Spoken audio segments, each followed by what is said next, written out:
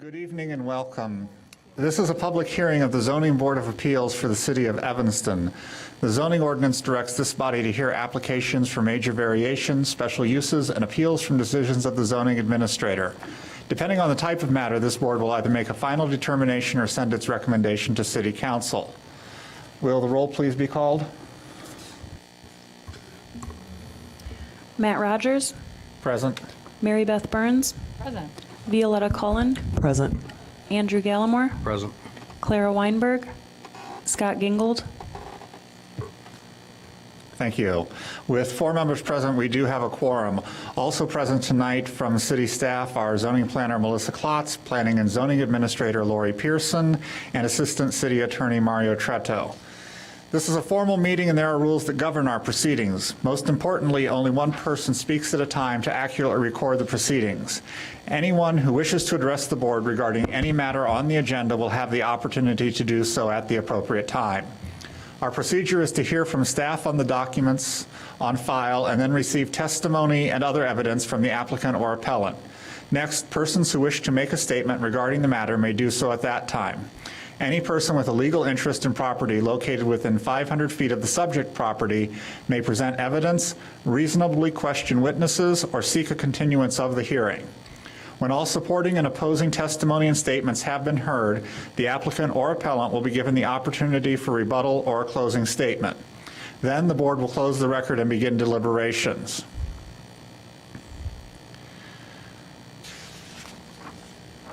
And I've lost my place because I was changing pages. When all supporting, nope, we've done that one. All testimony will be under oath. Although we do not apply the strict rules of evidence, please limit your testimony or statement to your personal knowledge. When you address the board, please state your name and address and be sure to sign in on the provided sheet. We are audio and video recorded. Please make sure that you are at a microphone when asking questions or making statements so that you can be properly recorded. All proceedings are subject to broadcast at a later date. Any matter not concluded at tonight's hearing will be continued to our next regularly scheduled meeting. We do have a full agenda this evening with 4 items on the agenda.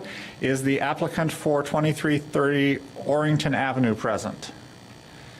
For 1413, 1415 Howard. 1501 Central Street. And 910 Hinman. All right, our first matter of business this evening is to approve the minutes from our meeting on July 1st. Has everyone had an opportunity to read through those? Were there any edits or changes anyone had? Hearing none. Is there a motion to approve the minutes? I make a motion to approve the minutes. Second? Seconded? Second. Thank you. It's been moved and seconded. Any further discussion? Hearing none. All those in favor of approval of the minutes, please say aye. Aye. Aye. Anyone opposed? Therefore, the minutes will be approved as written. With that, we will move into our first item of business this evening, which is 2330 Orrington Avenue. If I could please have that read into the record. Gina Giannetti, landscape architect, applies for major zoning relief to construct a backyard bluestone patio. The applicant requests a 5-foot street side yard setback where 15 feet is required. Zoning Code Section 6828C2. The Zoning Board of Appeals is the determining body for this case. Documents included as part of the record include variance application submitted May 8th, 2014, standards form, zoning analysis, plat of survey dated August 4th, 2010, site plans, images of property, images of materials, aerial image of neighborhood properties with patios, aerial view of property, zoning map of property, Spark meeting minutes excerpt of June 25th, 2014, certificate of appropriateness, and historic preservation draft meeting notes excerpt of June 17th, 2014. Thank you. Thank you. Can I have anyone who may be speaking to us in this matter please raise their right hand so that they can be sworn? Do you swear or affirm to tell the truth throughout the course of these proceedings? Thank you. If you would please come up to the microphone. And before I ask you to give you your name, we have a quick question here. We're asking zoning. Sorry, Melissa, the question is coming from me, and it's really just, I wanted to confirm that a patio on grade isn't an allowable encroachment in a side yard setback? There's the required 15-foot setback. There is no additional encroachment allowed. Really? It's considered an accessory structure. A patio? Yes. On grade? Yes. Not a deck? Not a yard obstruction.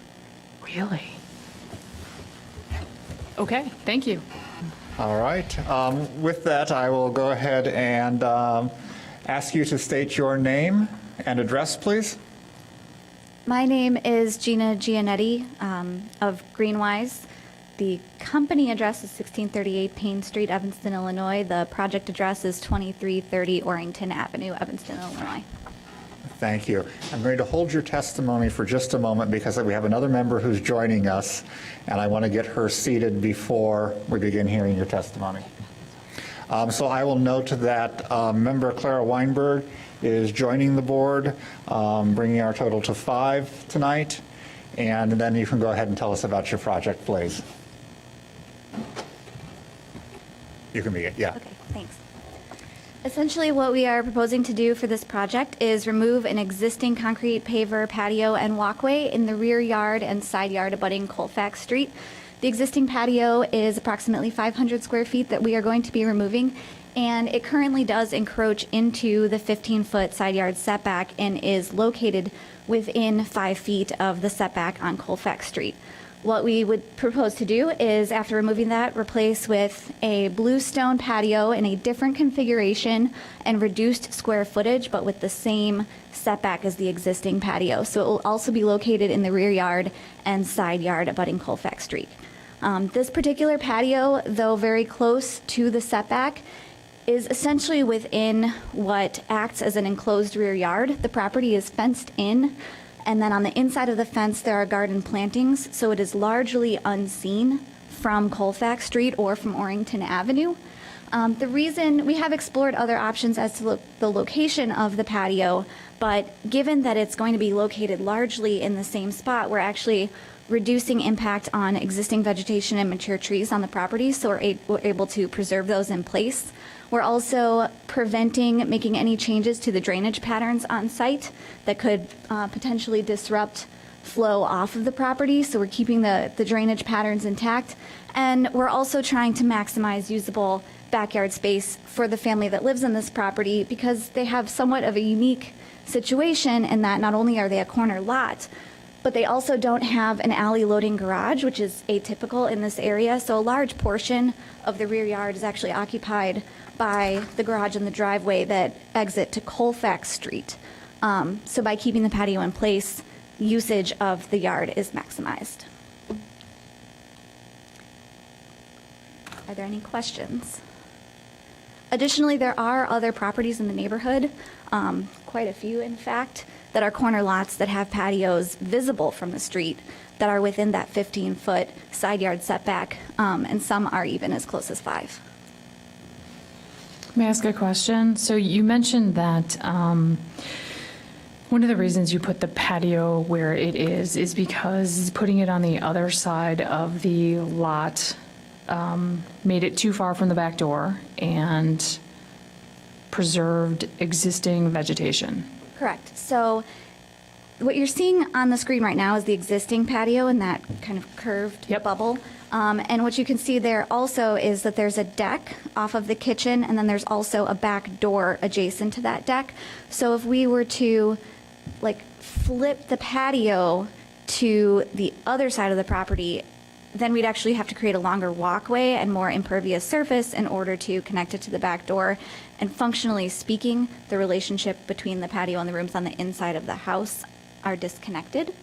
So that was one reason. And then the other reason is that there's the largest tree in the backyard is an existing river birch that's kind of, it's hard to show you right now. It's located on the landscape Yeah, plan. no, I see it. But we're trying to keep that in the same place while still having a usable square footage of the patio for seating and a table.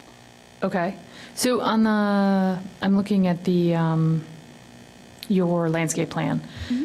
So where the walkway goes into the bump out on the west side of the house, is that a mudroom then?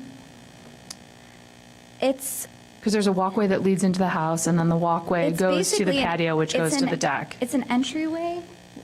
Would you call it a mudroom? It's just an entryway with stairs going up into the kitchen and stairs going down into a room in the lower level of the house.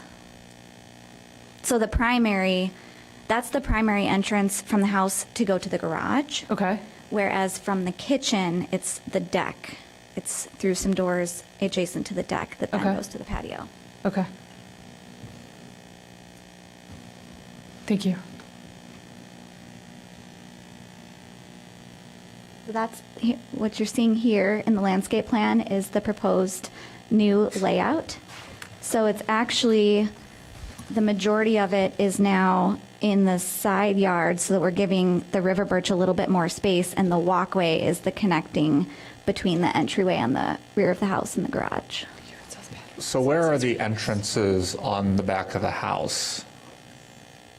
There is a sliding door adjacent to the deck at the top. Okay. So on the right side, the way that the plan is facing right now. And then there is the back door of the house is where the walkway heading south and then connects east. And so the kitchen in the house is it where, The deck, it's next to the deck. but is it where the proposed transplant Japanese maple, Where the words are. where the words are there? Yes. So that's the kitchen there? Yes. Okay. Other questions from members of the board?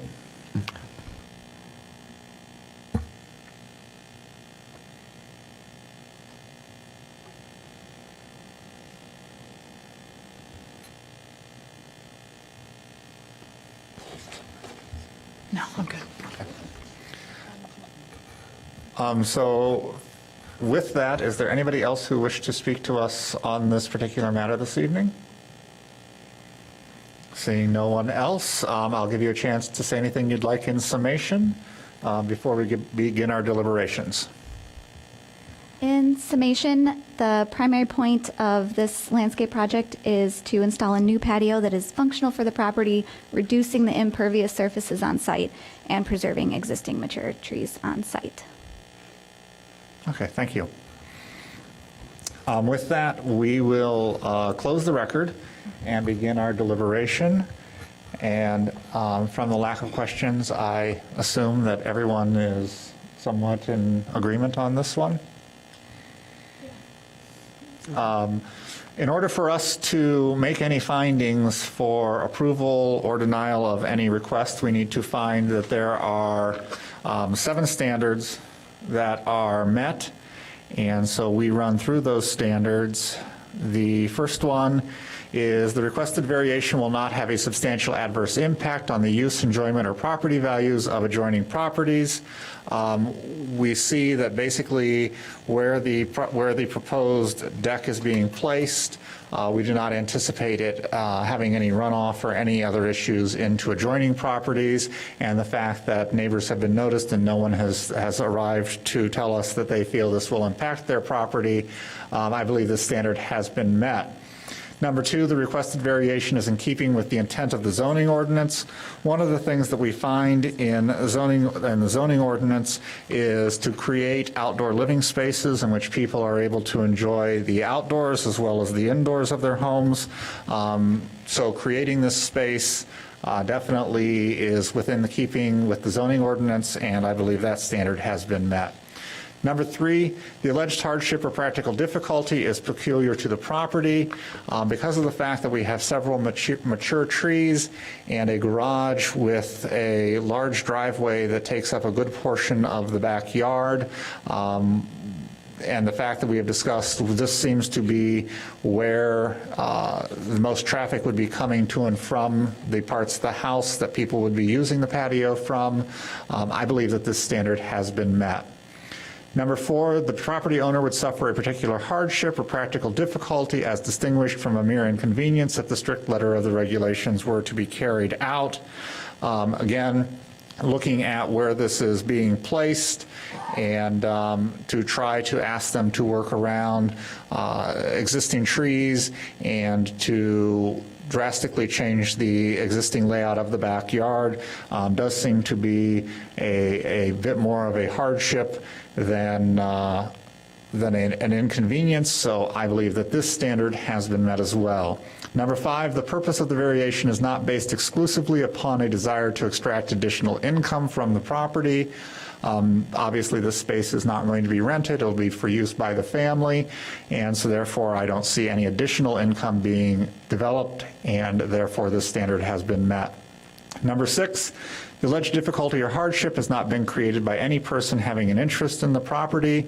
The fact that these trees have been standing for many years and the fact that the building has been structured in such a way that the garage has an entrance coming in off Colfax is conditions that have been in existence for a while, and I don't believe that those have been created by the current owner, so that standard has been met. And number 7, the requested variation requires the least deviation from the applicable regulation among the feasible options identified before the ZBA. It doesn't seem that this patio is being developed to be overly intrusive into the yard. It seems to be a fairly common size that someone could use for outdoor living space. And the fact that it is situated well within the area that is currently being used as the backyard and not really imposing itself on any neighbors, I believe makes this standard met as well. Is everyone in agreement with these findings? Yeah, I just would like to add that according to the zoning code, terraces at grade are allowed to encroach into your front, side, and rear yard setbacks. It is staff interpretation that a patio is not a terrace. It is an interpretation that I think is not necessarily correct. So just wanted to note that. All right, so noted. Also, just to clarify, when terraces are allowed to encroach into a setback, it is by 10%. So even if this were viewed as a terrace, it would still require zoning relief. All right, I would rather err on the side of approving something we don't need to approve as opposed to not approving something that we do need to approve. So with that being said, I will ask if there is a motion in regard to 2330 Orrington Avenue. Sure, I move in the matter 2330 Orrington Avenue, 14ZMJV-0072, that we approve the zoning relief to allow the patio to encroach into a 15-foot side yard setback. Second. It's been moved and seconded. Any further discussion? Hearing none, all those in favor, please say aye. Aye. Opposed? 5 votes approve the requested variation. Good luck with your project. Pardon me? Do you have a sign-in sheet? There is one just outside the door. Sorry about that. So with that, we will move on to our second matter for this evening, which is 1413 1415 Howard Street.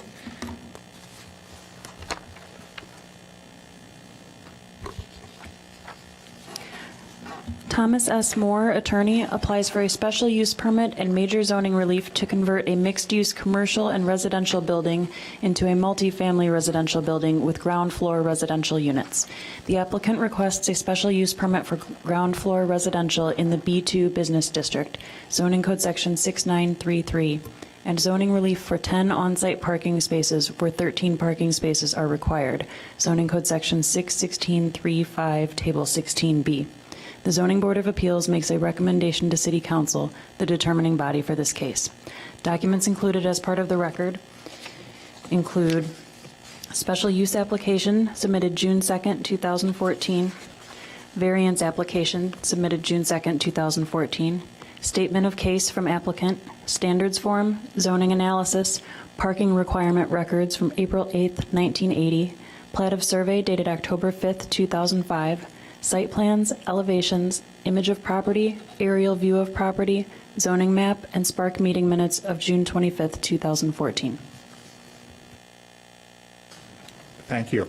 If I could ask anyone who will be speaking to us on this matter to be sworn at this time by raising their right hand. Do you swear or affirm to tell the truth throughout the course of these proceedings? Thank you. And if you would please come up to the microphone and state your name and address for the record. Good evening.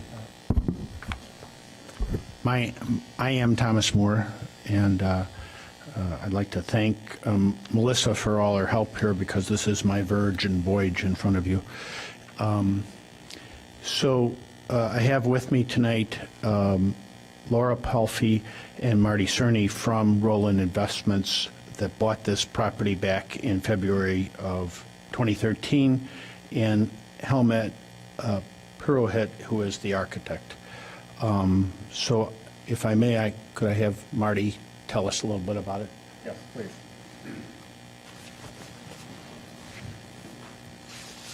So would you tell us a little bit about who you are and your background?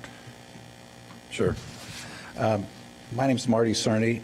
I am a licensed broker with Jameson Sotheby's International Realty. I've also emerged as a consultant for hire for multifamily property owners, particularly in Chicago, to add value to their properties, particularly when there was empty spaces available, mostly at grade or below grade, like in basements. I had a relationship with Republic Bank, who became the owner of this particular property. It's been distressed for quite a few years, and I got the listing in 2012 to try to market and sell the property. Based upon what I was told, the office or retail space had been vacant for several years before I got the listing. When I got the listing, it was really difficult to find somebody that was interested in developing that space, office space, into commercial. The location just didn't lend itself very well to anything. Plus, there was major rehab work that was going to have to be done in order to accommodate any prospective tenant. So we had a difficult time finding a buyer. Rolnick Investments emerged as one of the very few prospective buyers over the course of a year.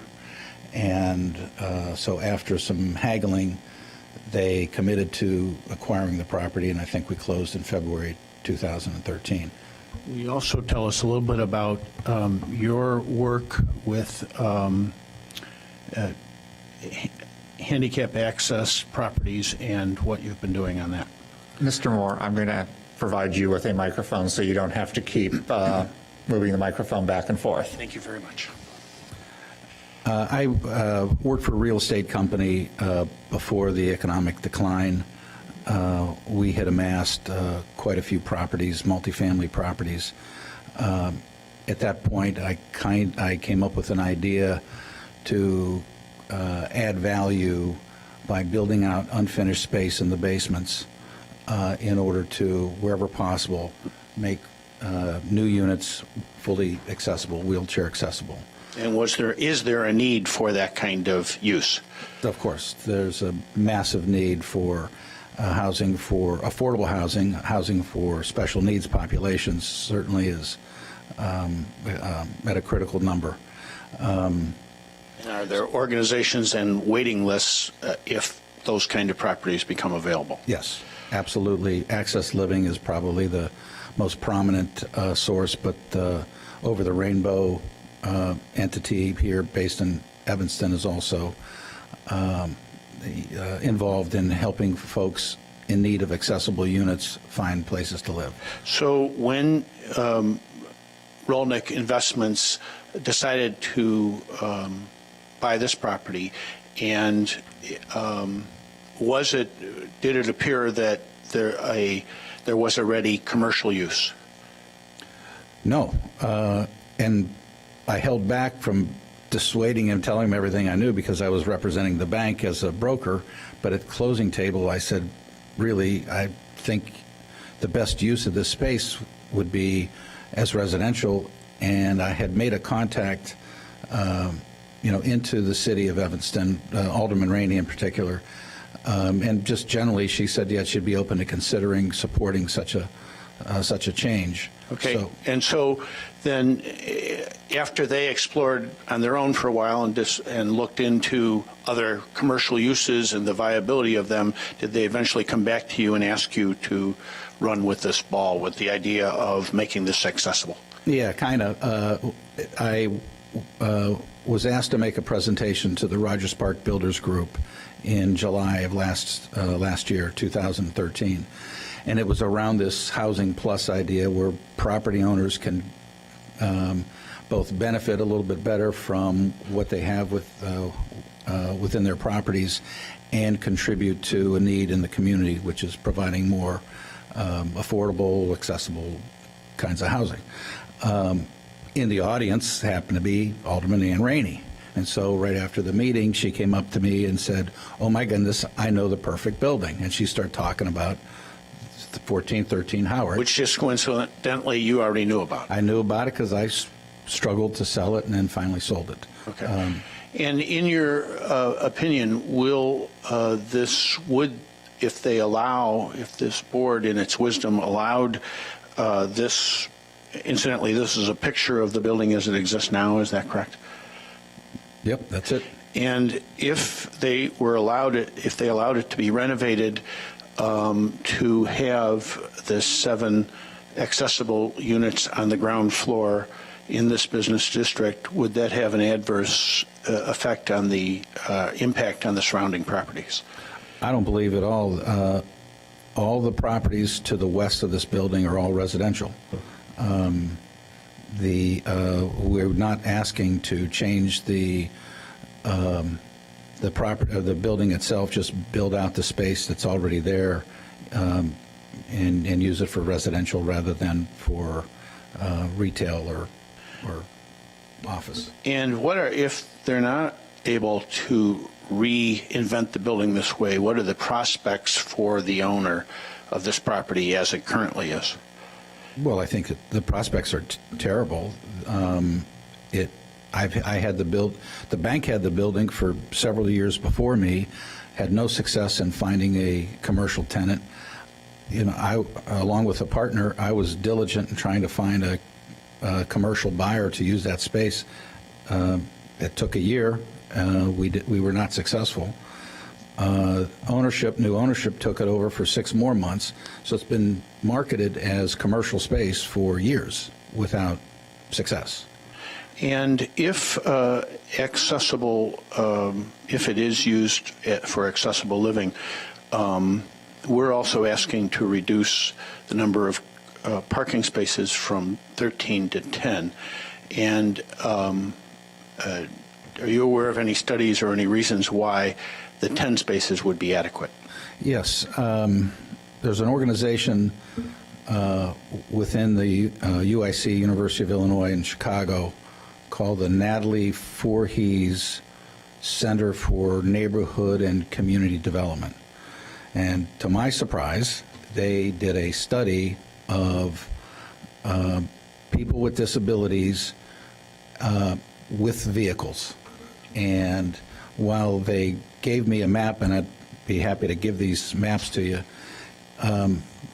the maps are for the city of Chicago, but as you can see right across the street, basically, from this particular property is the section where the likelihood is the least that people in wheelchairs would need or have use of automobiles. And this has nothing to do with affordability. It's all about the disabilities. So the likelihood of tenants that we might target for this particular property, the likelihood that they will have cars is very slim. And so the summary sheet of that study right across the street on Howard says that only 24 to 33% of people with disabilities in that area have cars. Have cars.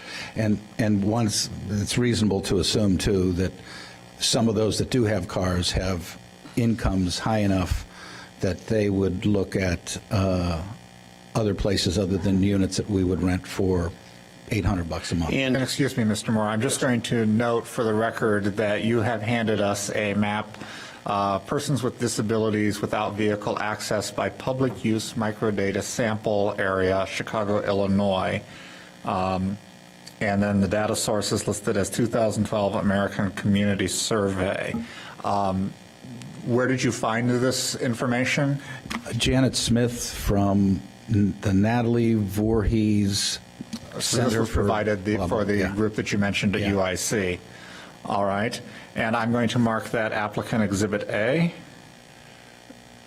And you can continue. And so if some of the people, who would inhabit this first floor do not have vehicles, how would they get around? Well, the bus line runs right in front of the property, so they would, there's public transportation available to them. Okay. Pretty convenient. And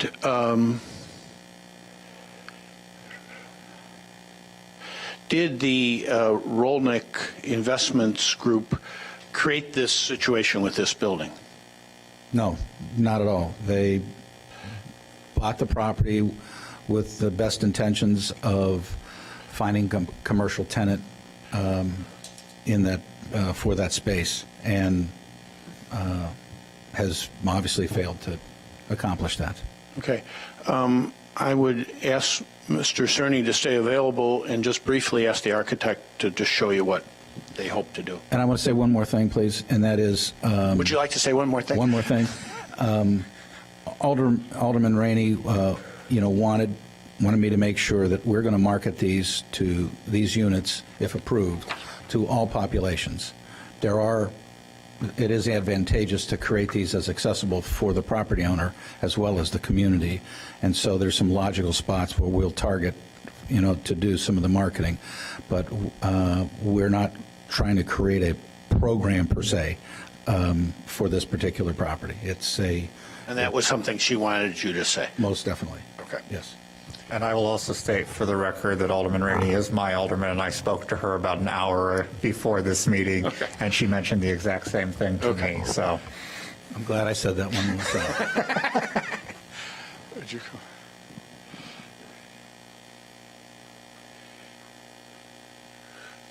Would you tell the board who you are, please? Sure. My name is, excuse me. My name is Hemal Purohit, address 1192 Old Timber Court, Hoffman Estates, Illinois, and I am licensed architect in the state of Illinois, and I have been helping my client on this project. could you spell your last name for us, please? Yes, P.S. Paul, U-R-O-H-I-T-S, Tom. Thank you. Thank you. Okay. And can you, we've briefly said what the property looks like now. Will you briefly tell us what changes are going to be made in the renovation? The property consists of, the entire first floor consists of the office space. And then the rear part of the property has the 4 and 3 car garages in a line, that can be accessed from the alley. And in addition to those garages or those parking spaces, we also have 7 or 8 parking spaces, which is on grade, off street, on the lot. Okay, so for instance, in the back right now, there's a wall, and we will end up with windows, is that right? Yes, that is correct. So instead of looking at the 7 garage doors in a line from the alley side, we would see a pattern of residential windows. Okay, and there's also some current windows that will be, one window will be eliminated, but then a bunch will be added, is that right? Yes, in order to meet the minimum natural light and ventilation requirements for the building code for each dwelling unit, we need to add much bigger windows on that side as well. Okay, and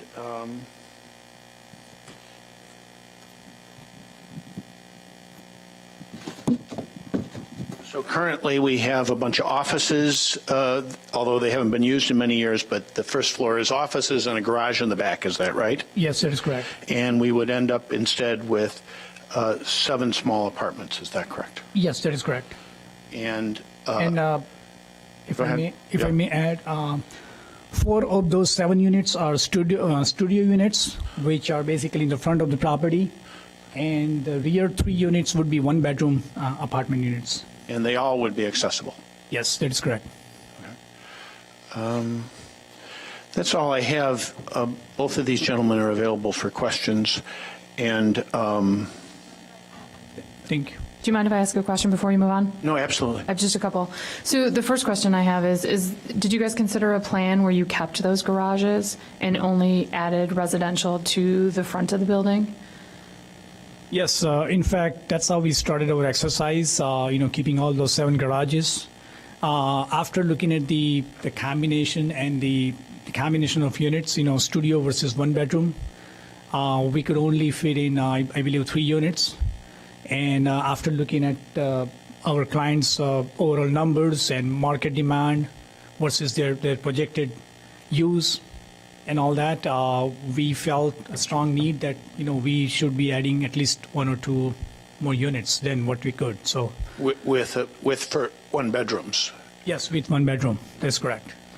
Isn't there a scenario too where you could have then taken half of the garages and so you'd have the appropriate amount of parking as well as the additional units that they would need for their numbers to work? Yes, that can always be done. That could have been done as well. But as I said, we came across the another market research, which we just gave you as an exhibit. So in our client experience, in their experience, this kind of residence, the probability of them owning an automobile it's not likely at all, or it's very less likely. So given that aspect, we decided to have 2 less number of parking than it's required. So I have two follow-up questions to that then, right? So the parking is for the whole building, and the whole building isn't handicapped accessible. Yes. So how many units are there above the first floor that are not handicapped accessible? There are 4 existing units at the 2nd floor and 4 units at the 3rd floor, so a total of 8. And how much parking do those 8 units require? I believe it's 9, right? Because those can't be, by definition, be handicapped accessible. Right, that is correct. It's a non-elevated building, correct? I'm sorry? There's no elevator? There is no elevator. So how much parking is required for those 8 units? I do not recall off of my head, Okay.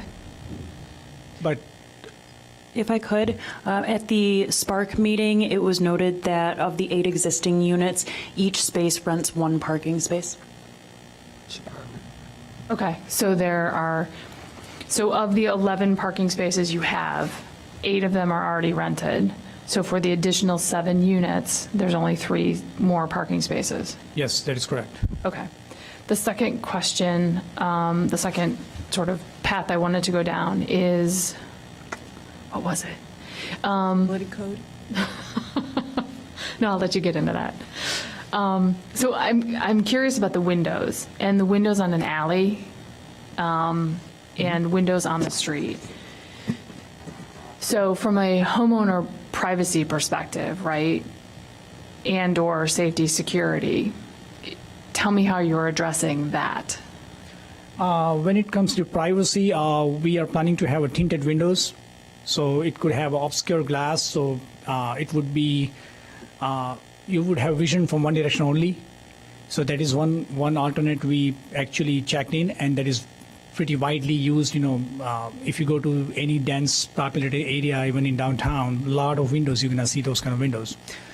So that would solve the privacy issue. The security issue would be, we also discussed about providing some sort of a metal, little bit decorative metal grill right outside of the glass part of the window, just mounted directly to the solid brick wall. Okay. So that will also provide the required security for this residence. So given now that these first floor units are going to have a certain amount of privacy, that sort of goes contrary to the whole idea of adding eyes on the street, which is the whole, I think, your premise of putting residential on the first floor, is to have the building be inhabited so it doesn't appear to be an empty building, and that there are people who are looking out, seeing what's going on. So those two seem contradictory. Well, So if you can address that. May I just ask you a clarification question? The tinted glass, was that back on the and I think Ms. Burns' question was about the alley. Is it tinted in the front too? No, no. So the alley is the only tinted. So up on the Yes. front, where the windows seem to be about 3 feet off the ground, if I'm walking by with my dog, I can look into somebody's unit. Yes, yes. That's on the one side we have a parking lot, which is a private parking lot. You know, just Right, but the ones on the sidewalk. I think Yes. she's asking about the questions that are on the face of the building. Right, which- the ones on the south elevation. The ones on either side of the front door. These? Yes. Yeah. So it'd be like any other window, I suppose you'd have curtains or whatever you have. Okay. Thank you. I have a quick question about the use of the grill to cover the windows in the back. Does that create any sort of an issue for the fire department in terms of, No, they just have to be operable. they just have to, okay. They have to be operable. And then I know, The use of special knowledge. so I should be able to open them. The other question I had was about the parking, making this an accessible building. Obviously, we have, it appears, 4 parking spaces that would have accessibility to them. We're creating 7 accessible units. Is there any sort of a plan for what happens if we have 5 people who need accessibility and need parking spaces, because we're pretty tight on parking spaces? And the code requires at least one, regardless of how many fully accessible units are being provided, at least one accessible spot. Yes. Right, but I'm saying if we're putting in 7 spaces that we're designating as accessible, but only providing 4 spaces, I know we have a study that says most people with accessibility I don't know, issues. you know, that study, I'm just asking if there's any sort of a contingent plan on what happens if we have people with cars coming in to purchase units. These are for sale, not for rent? No, these are rent. I'm sorry, for These are rent. rental. These are rent. These are, yes. Right. Yes, I'm So sorry. I'm guessing they just don't get rented. If you can't offer a parking spot with a unit and you want a parking spot, you go find a different unit, right? And just for clarification, Sorry. there is one accessible space. is it in our packet? No, I think you added that, right? To comply. It was a comment Did or the something. parking count change? It actually complies. So I'm noticing on yours, what we have in our packet Is different. as an alteration first floor to convert dwelling units A1, we have parking space 1, which is in the southwest corner of the lot, as not being accessible, but you have that one as being accessible? yes. So in fact, what we have. Could I get you to a microphone, please? Yeah. Actually, you're right. What we have done is we have shown total of 10 spaces, including 1 ADA space, and I believe your package seems like it has 11 spaces. However, the Ms. Colt's analysis and our request for the special use requests a reduction from 13 to 10, which is what we show with 1. I was just trying to clarify because, Right. So, Got wrong numbers. yes.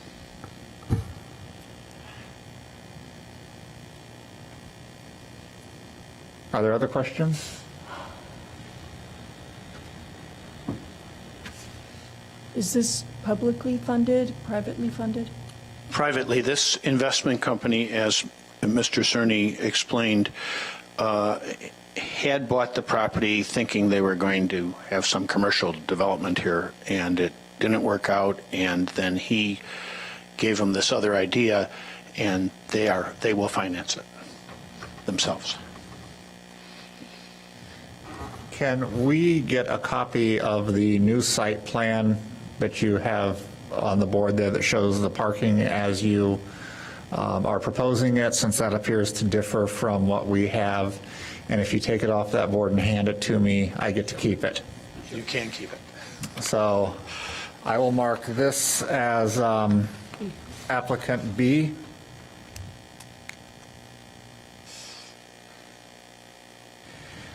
And this does show, for the record, that first parking space, which is in the southwest corner, as being an ADA accessible space. And are you right on the property line on the east? Is the building right on the property line? Yes, the existing building wall, yes. And, I'm sorry, I don't have the plat in front of me.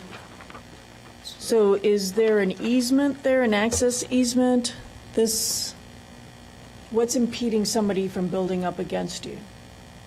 And blocking the air and light required for that studio units, well, that one in the middle, Studio B? We do not, I don't believe we have easement there, so it is entirely possible. Well, I'm told it's a bank drive-through. I mean, I suppose down the Are you road. securing easement rights? No, there are none at this time. Theoretically, down the road, I suppose the bank could go away, but right now there's a bank and a They could driveway. build something there. Yes.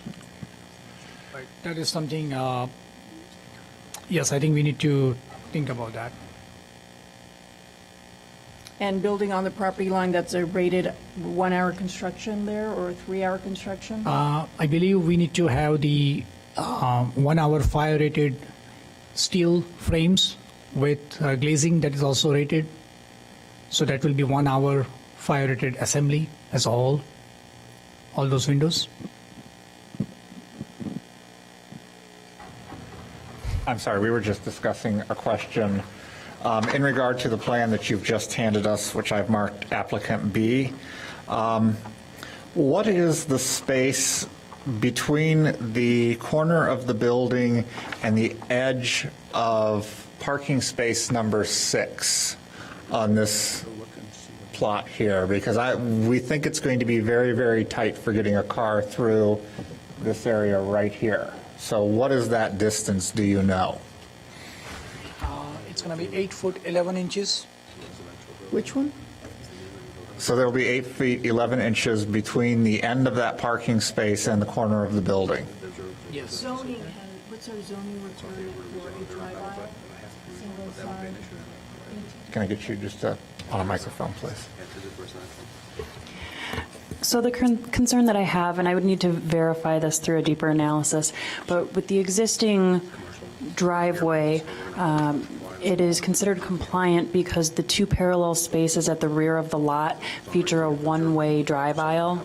But when you add in parking space number 6 on the new plan, which I believe is 7 on the plan that we have, previously that was not counted. That's why the variance request was for 10 spaces. But if you are now counting that, then you don't have that required drive aisle. I see. For one way, is it 12 feet? Yes. Yeah, well, that's pretty. And I can go back, and I'm not 100% certain when it applies to parallel spaces. That's why I would need to look for sure. Sure. No, well, So possibly, since this issue has kind of come up, maybe we should punt and request that we come back at a later time with having thought this out a little bit. Does that make sense? That is entirely your call. Well, I is mean, it something we can work out after the fact, or I wouldn't want to be voted against Well, because What's of going the to question. happen is we're a recommending body. Yes. So we are making a recommendation to City Council. City Council will use the transcript from this hearing Yes. to base their opinion for planning and development Right. before it goes to committee, or before it goes to full council. Right. Obviously, if there are particular concerns that we have, we usually attach conditions, things like that.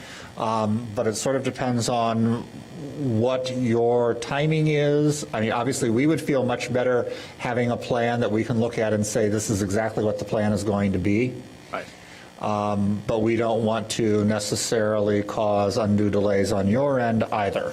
Well, So we- certainly my we- client would like to move forward, but I don't want to put the project in jeopardy because there's an unresolved issue.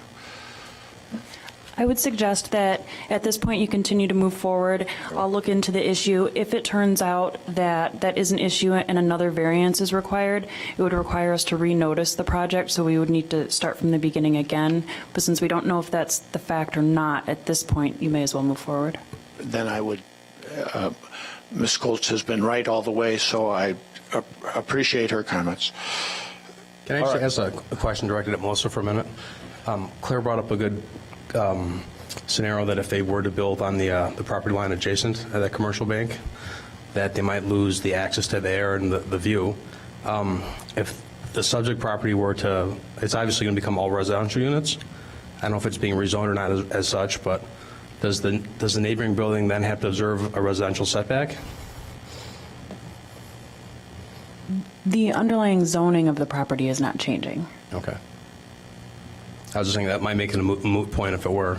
It might make the possibility of future development and blocking off air rights and view. No, the adjacent property can still build to their property line, still jeopardizing the light vent required for the unit in this building. Right, but I just thought in some municipalities they make you observe the setback of the neighboring property if it's residential and you're commercial.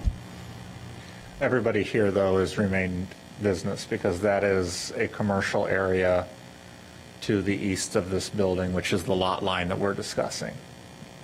So Right, we but- will have we will continue to have two businesses abut, even though this is technically residential. But what if it just changed zoning? What if they applied for a change in zoning? That has to obviously come through,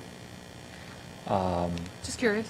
but we would have to change the zoning on the bank No, that's not my question. next door. Would they, I don't know if the city would entertain rezoning one parcel. Within That's a PD. right, within a whole district. They would have to go through a plan development. Yeah.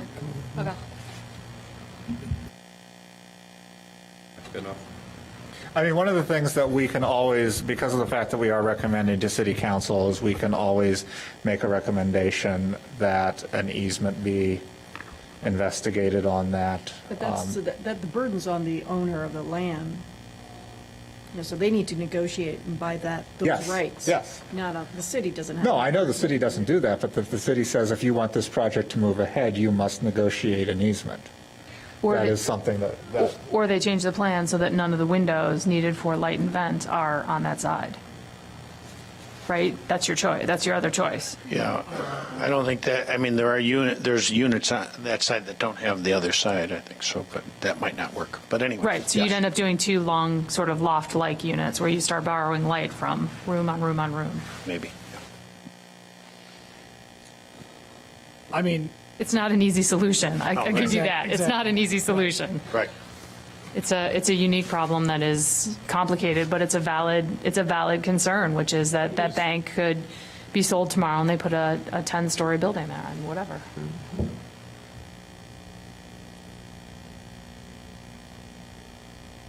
Were there any other specific questions that members had? Was there anybody from the neighborhood who was here to speak for or against this project? I just want to make sure you get a chance to be heard. Not seeing anyone. So I guess we've had a couple of questions raised. Key to those would be how many parking spaces do we really have here? We may have 10, we may have 9. The other question would be, because of the fact that this is in a commercial district and the building to the east of it is also in the same commercial district, how do we prevent what is listed as Studio B in your plan from becoming an infeasible unit if that lot were to be sold? It's the studio that's kind of in the center of the east side of the building. So how do we prevent that from becoming a non-viable unit if something were to be developed on the lot next to the building. Is there any other questions? My last About- question is about accessibility. So we're talking about the parking spaces, and you're saying that your study from the Voorhees Center says that most of these people may not have cars, but most handicapped people to go to and from their appointments have like a Medicar or a Pace car or something like that. And with that type of parking, I don't see an area where they would do the loading and offloading of a wheelchair type of handicapped person.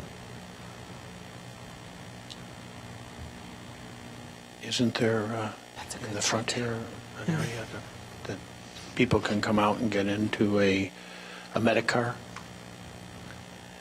If there's full parking there, like if everybody's home and parked, will there be a space for loading and offloading of a Medicar for a handicapped person in a wheelchair? I think what they're asking is. Or could the city provide there needs to a be- loading spot? Yeah, could they provide, well, that would be on Howard, where Right. that traffic is already very congested because of the shopping center across the street. There's not street parking there, though? There's street parking on the other side of the street. This is right before Howard goes from technically 4 lanes at the intersection to the 2 main traffic lanes. Right, Right before. So this is right before that happens. right. So I'll just, for the record, the plans that we have show the area between the parking spaces that run parallel to the street and the spaces that run perpendicular to the street as being 22 feet,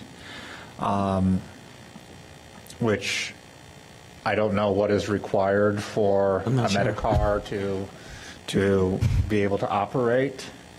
I will note that the ADA space, which is space 1, is listed as being 16 feet wide. So that is, I'm assuming, some sort of a van with a wheelchair lift. A lift and a involved. ramp, yeah. So that space is 6 feet wider than the ADA parking space is listed as. Okay. So, I mean, in other words, if that space is empty, then of course that Medivan can use that space for unloading, loading purpose. I would hope that, based on the need that you're identifying, that there's likely one person with a accessible vehicle. Would be there, yes. Would be there, right?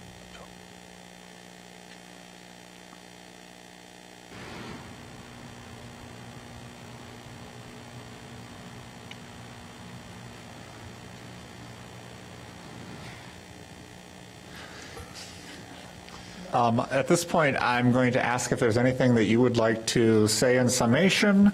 This is also your opportunity, if this is your last opportunity to say, we want to rethink something before we close the record, begin deliberations on a recommendation to council.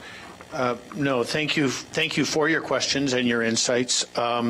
The object here is to use a building that's been unused for many years and to both from a building point of view add to the neighborhood and add to the viability, and also from a human point of view to use a space that's not being used for commercial at all to make it useful for a population that needs facilities on a busy street with buses like this. And so with confidence that we can work out any problems, we would ask for your support. I do have one last question. So what is the building height the same throughout the first floor? Because we kind of have 2 buildings that kind of have been joined together here, a 1-story and a 3-story. The building height,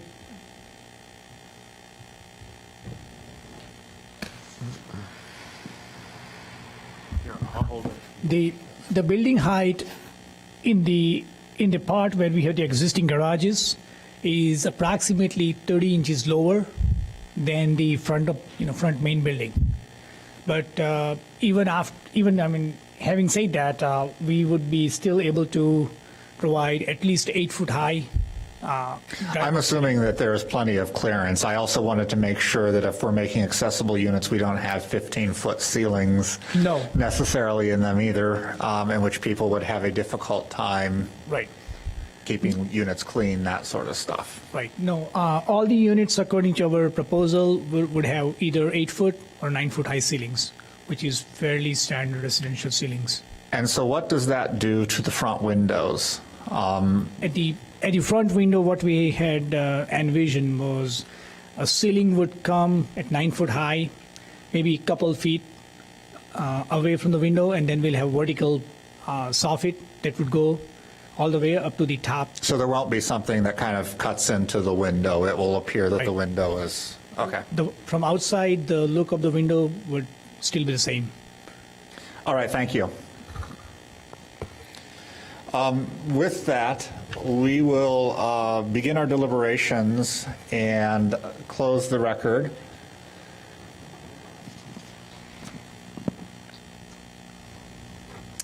And I will ask for general comments. I know we've identified kind of two areas that have concerns for us, those being what happens to Studio B if the building next door, or the property next door is developed up to the lot line, which it being a commercial district is something that is a possibility.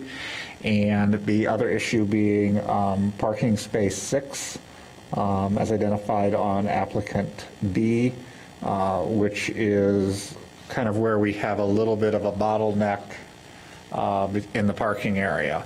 Are there any other major concerns with the project?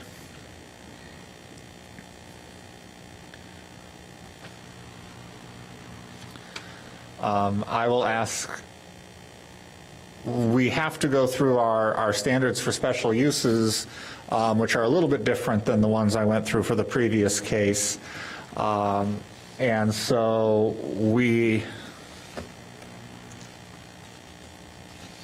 I guess I would just want to note that I think they're identifying a need.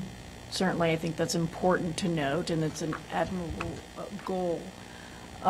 Right now, I don't think it's fully thought out in terms of just exactly how they're servicing these units, and if indeed there is such a prolific need for accessible units, then the parking really isn't completely thought out. The loading zone is a perfectly good note to add. I'm a little hesitant. We're signing off on the parking based on a certain number of units. There's a unit identified that could be substandard to code or zoning, and we're, codifying the use. You're being asked to codify residential use on a ground unit that could potentially not be habitable. So, I don't know, there's a few concerns there that I think maybe need further consideration by the applicant.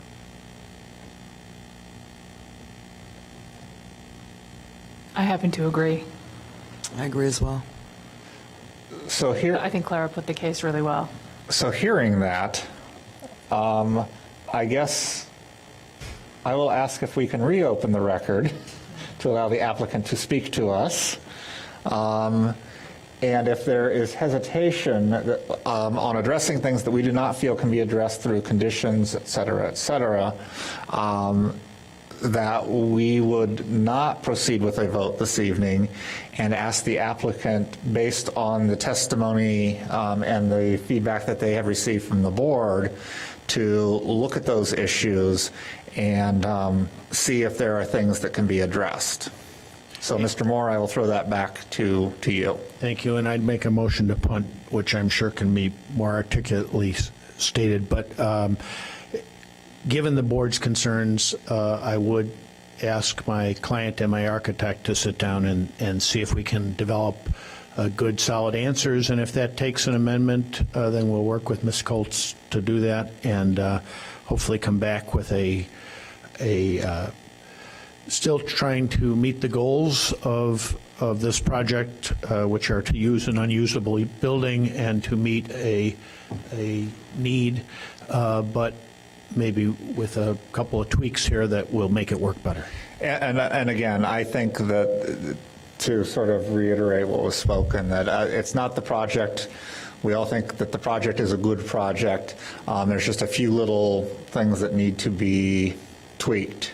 So we know exactly what it is that we're recommending to council, and so that they have a better idea as to what it is that they will be voting on. And again, I appreciate your comments and your sincerity and your willingness to give us this guidance and these things to think about.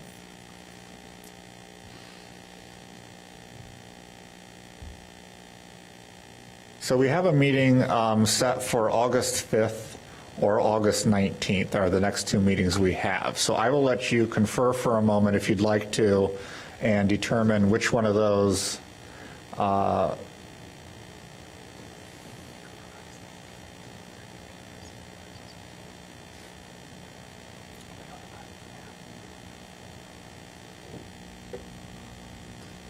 Well, as owners always are, they're anxious to move forward, so if we could try for the 5th, that'd be great. I will caveat that with, we'll make a motion because we have to set a date to the 5th. I'm going to ask you to speak to staff. Of course, and if because it's- any changes that you might be making that need to be renoticed, we may need to push it to the 19th Right. on that. So depending upon where we think we're going with this, we'll make the motion for it to be on the 5th, but just in your back pocket, know that we may have to renotice Move it something. again. Yes, okay, thank you. So with that, I will ask if there is a motion to continue 1413, 1415 Howard Street to our meeting on August 5th. I move that we continue the case 1413 to 1415 Howard Street, 14 CMJV-0073 to August 5th. Is there a second? It's been moved and seconded. All those in favor, please say aye. Aye. So the meeting will be as scheduled on the 5th, unless staff Be in has contact. to renotice something. And thank you for all of your courtesies. Thank you. With that, we will now move on to the third case for this evening, which is 1501 Central Street. I will note for the record that one of the people who is here representing the applicant, I am acquainted with Mr. Airy. He's a former neighbor of mine, but I do not believe that my relationship with him will in any way color my perception of this case. Similarly, I am familiar with Mr. Davidson. So I will ask that case to please be read into the record. Charles Davidson, property owner agent, applies for a special use permit for 3 scoreboards at Northwestern University's Ryan Field Football Stadium. The applicant requests a special use permit to replace 2 existing scoreboards and add 1 new ribbon-style scoreboard in the U2 University Athletic Facilities District, zoning code section 61573. The Zoning Board of Appeals makes a recommendation to City Council, the determining body for this case. Documents included as part of the record include special use application submitted June 18, 2014, standards form, zoning analysis, plat of survey, site plan, elevations, sightline study, image of property, aerial view of property, zoning map, and Spark meeting minutes of June 25, 2014. At this point, if I could have anyone who will be speaking to us in this matter, please raise their right hand and be sworn. Do you swear or affirm to tell the truth throughout the course of these proceedings? Thank you. If you'd please come up to the microphone, state your name for the record.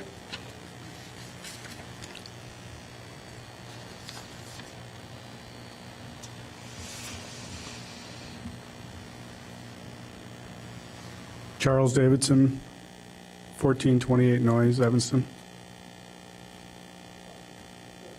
Scott Airy, 2911 Jerry Lane, Glenview, Illinois. Thank you. If you would please tell us about your proposed project. Is this clear? We're proposing 3 scoreboards at Ryan Field.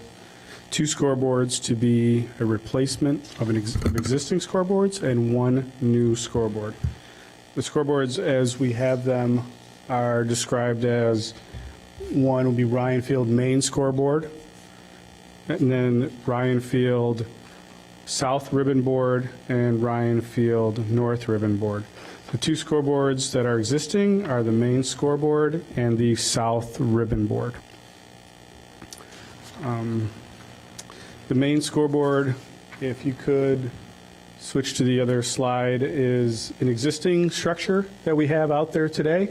On the left, the height and the width of the structure will remain, and we are replacing the center panel with a new video screen and topping it with a new marquee sign for the field. As I say, the height will stay the same, and so will the width. The other scoreboard, if you could, the south ribbon board. It's a south ribbon board. As you can see, the south ribbon board exists out there today. We have a replacement LED panel going in and new scoring going in on the south ribbon board. The north, if you could slide to the north ribbon board is a new ribbon board that we'll be installing on the building that's out there today and constructing it directly to the building. Scott, if you could talk a little bit about athletics. So one of the things to note for this is with the main scoreboard, it will only be in use when the facility is being used for home football games and our graduation ceremony, and perhaps one or two other special events throughout the year. The other thing that is unique to this new configuration is that with the LED panel being the entire fascia of the board, of the main board, it replaces some fixed advertising panels that are there and visible now. So if you were to go by the stadium today, you'll see it's actually in that picture in elevation C, you see the Acura and the other advertising signage that's there, and that will now go away, and it'll become advertising on the video board when the events are taking place, but otherwise it'll just be a blank screen. So I think that's worth noting. And then the LED ribbon boards, the south one that we're proposing is the function of the new one is pretty much the same. It's just a newer technology, a little bit different configuration. The scoring aspect of it, where the score of the game and the time remaining and everything sort of becomes incorporated into that a little bit more seamlessly than it does currently. Currently, there's an actual scoreboard, and the new proposed configuration, there'll be a section that is a scoreboard, but it's the same profile as the rest of it. And then the north fascia new ribbon board is, as you see, it's on the existing the fascia of what we call Randy Walker Terrace at the north end. It doesn't extend above the railing. Actually, it's going to be below the top railing. It is visible from the property line through a gate if you're standing in in a certain spot, but it's not. I don't think it's an obvious component of the facility. And again, that would be blank and turned off, except when the facility was occupied for games and special events. So the games and special events that you are talking about, will those typically be held during the day or during the evening? Those are typically during the day, although we do have, the game times are dictated in some cases by the television partners that the Big Ten Conference has agreements with. So we do have an occasional a night football game. As an example, the upcoming season, we know of one game that'll be at 6 o'clock in the evening, but we don't anticipate there'll be others.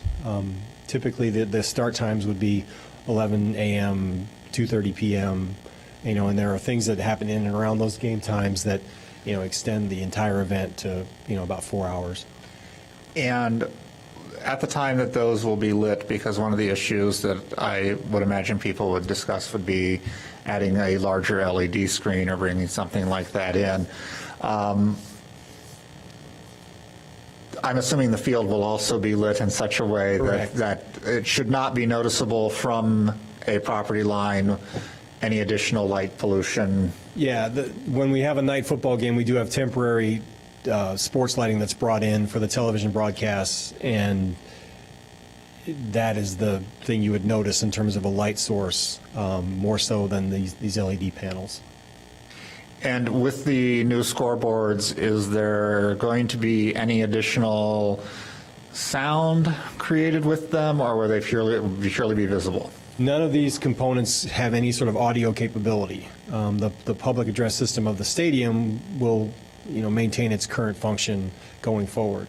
So there will be, for instance, a video played that has an audio component to it that's played through the stadium public address system, but there's no additional things that are being added with this in terms of audio or amplified sound. Are there other questions from members of the board?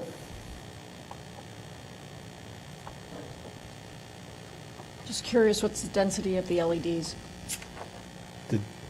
Boy, I'm not sure if I have the right technical background. Curious.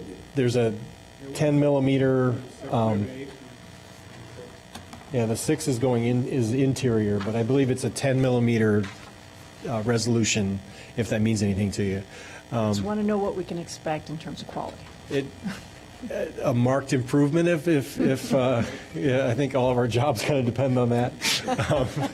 The quality of the video for those people that are there enjoying it, hopefully, one, they're enjoying it, and two, hopefully it's a noticeable improvement. So, Other questions? If not, is there anybody else from the neighborhood who wished to speak to us here this evening? I saw a hand go up in the back. If you could please come up. And were you sworn at the beginning? No. If you'd raise your right hand, do you swear or affirm to tell the truth throughout the course of these proceedings? I do. Thank you. And for the record, if you would state your name and address. Jeffrey Bear, 1701 Livingston. I actually wasn't going to ask any question here, but now that I see this, I do want to ask. I can actually see this scoreboard from my front yard.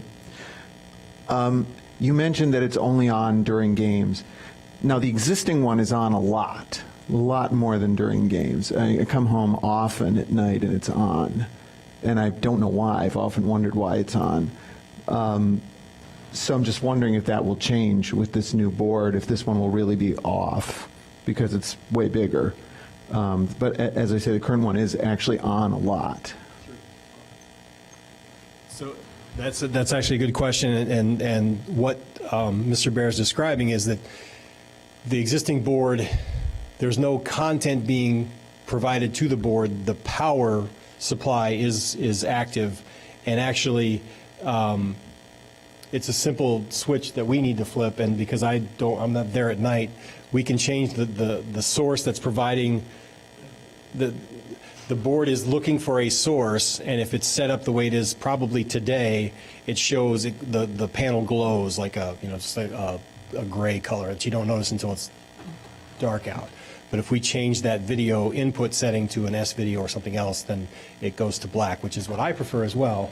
And the reason why we're told by the manufacturer that to completely disconnect the power and then reconnect to power it all the way off, power it all the way back on, it's more impactful to the components than to just leave a little bit of power to it and keeping it, especially through the cold of winter and everything, to keep it a little bit, provide a little bit of power to it. It's better for it. But we can certainly address, and I share the concerns of if because it bothers me when I see it, that with the new board I feel I could verify that through our manufacturer that it can be completely black when it's off. Does it have a sleep mode? Yeah, basically? Something like that. Yeah. I have a question. So how many nights is it on? Like, how often is it on? Well, it's only on and showing a video during a night football game. Like how many? Today, 10? like even as I speak now, it's on. It's technically on, and I'm doing air quotes for the record. Standby. I guess there's video. It's in standby. There is video. You are being video recorded. Yeah, but how many night games do you think you have? 10? No. This is just our football home schedule is 7 games in a good year. It's either 6 or 7, sometimes 5. The most we've ever had in my 20 plus years with the university is 2 games during a season that have been at night. Some are a late afternoon, 2:30 start after the daylight savings changes, so it's kind of dusk or it gets dark by the time the game is over. So that would happen in like November or late October. I don't remember when the time changes, but we do have home games in November that would take place. So not technically an evening game, but, in terms of light, yeah, there is that component to it. But the most number of games we would have is 7. 7. In my. But again, I'm assuming on those nights in which you'll be playing at dusk, you're also going to have additional lighting in the stadium? Correct. Yeah, there's big light trucks that come in because the stadium itself only has enough lights to, we just call them work lights, where people could do work in the seating bowl or on the field with the lights that are affixed to the stadium, but they're not enough to play a game or to broadcast it on TV. So we do bring in temporary lighting when we have a game at home. Okay. Any other questions? Seeing none, I will ask you if there's anything you'd like to say in summation before we close the record. I would offer my business card to Mr. Baird so he could email me if he sees the board on, but I don't have one with me. But we can work with that. So, but yeah, we feel like it's a good addition to the experience of our fans and students and our student athletes, and don't feel that it is any more intrusive on the surrounding area than games already are. Certainly the concerns are more the crowd and the noise and that type of thing. So we ask for the city's support in our endeavor. Thank you. With that, we will close the record and begin deliberations. Anybody have any particular questions or concerns? I like conditioning it that they have to make it black. Yeah. That's That fair. seems like a reasonable solution for the neighborhood, because that would irritate me if I could see that as well. All right. And for the record, I will note basically that we are recommending that this is a special use, and although two of the scoreboards already stand as such, we're making modifications to them, so the recommendation is for everything as one. So with that, again, we have special use standards that we must find are met, and I will run through those. The first being, it is one of the special uses specifically listed in the zoning ordinance. This is a U2 University Athletic Facilities District, and although I do not have it specifically in front of me, I'm assuming a scoreboard is something that would be required in that district and would be approved for it. So I believe that standard has been met. Number 2, it is in keeping with the purposes and policies of the adopted comprehensive general plan and the zoning ordinance as amended from time to time. Again, I would just refer to the fact that this is a university facility. There is an expectation that scoreboards of some sort would be used, and so I believe that this is in keeping with those listed documents. So that standard is met. Number 3, it will not cause a negative cumulative effect when its effect is considered in conjunction with the cumulative effect of various special uses of all types on the immediate neighborhood and the effect of the proposed type of special use upon the city as a whole. We have heard testimony that when these scoreboards tend to be in use, the stadium is well lit in such a way that the scoreboards are probably not the first thing someone would notice.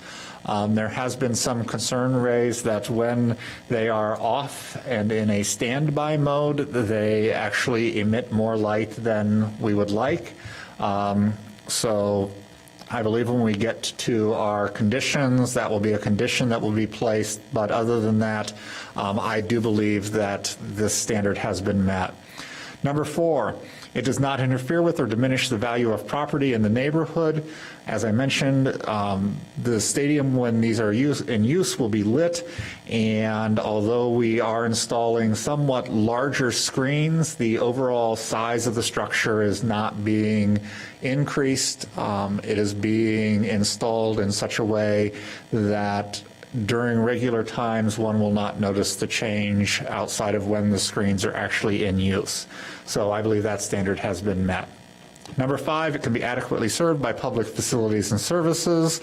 We aren't really changing anything here in terms of the facilities and services that are necessary, so I believe this standard has been met.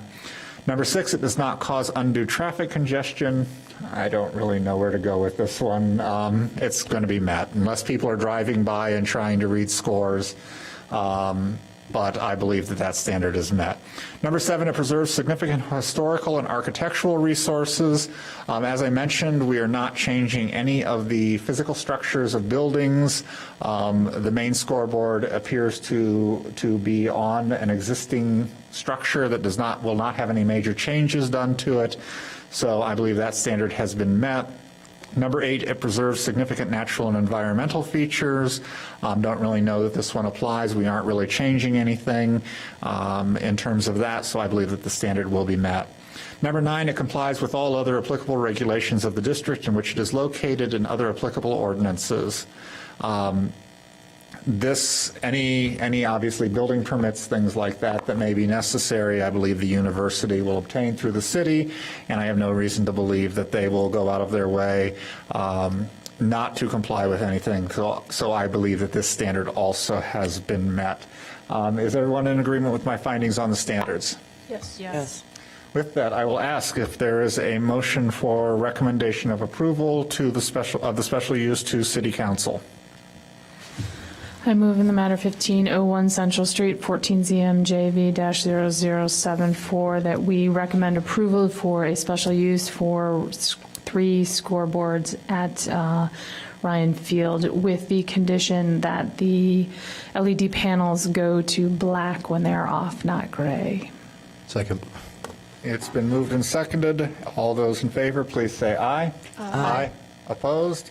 With 5 in favor, it will go to the City Council with a recommendation for approval, and Melissa will work with you on when it will appear on Council's docket. Thank you. We have one more case for us this evening, which is going to be for 910 Hinman Avenue, which may sound familiar to some members of the board, as this was a case we heard about 2 months ago, and there were some issues that I know the developer has gone and worked with the neighbor in order to try to resolve. So the issues have been the issues have been addressed, hopefully to make the neighbors happy, and we will discuss the project as it's been proposed. So if it can be read into the record, please. Mark Mishansky, architect, applies for major zoning relief to construct a 4-story, 7-unit multifamily residential building with an accessory carport. The applicant requests 56.3% building lot coverage, where a maximum 45% is allowed, zoning code section 6876. 81% impervious surface coverage, where a maximum 60% is allowed, zoning code section 6879A. A 0-foot north interior side yard setback for a carport where 3 feet is required, zoning code section 6877C3. A 0-foot rear yard setback for a carport where 3 feet is required, zoning code section 6877C4. And a parking variance to allow 11 parking spaces, 9 spaces on-site and 2 spaces off-site, where 13 parking spaces are required, zoning code section 61635, table 16B. The Zoning Board of Appeals makes a recommendation to City Council, the determining body for this case. Documents included as part of the record include variance application submitted June 18, 2014, standards form, zoning analysis, plat of survey dated June 3, 2013, site plan, elevations, image of property, aerial view of property, zoning map of property, Spark meeting minutes of June 25, 2014, link to previous application from May 20th, 2014 zoning board hearing, and zoning board meeting minutes from May 20th, 2014. Thank you. If I could have anyone who may be speaking to us on this matter, please raise your right hand. Do you swear or affirm to tell the truth throughout the course of these proceedings? Thank you. If the applicant would please come up, and if you could state for the record your name and address, please. Yes, my name is Mark Mishansky. I'm with Jonathan Split Architects. My address is 4001 North Ravenswood in Chicago, Illinois.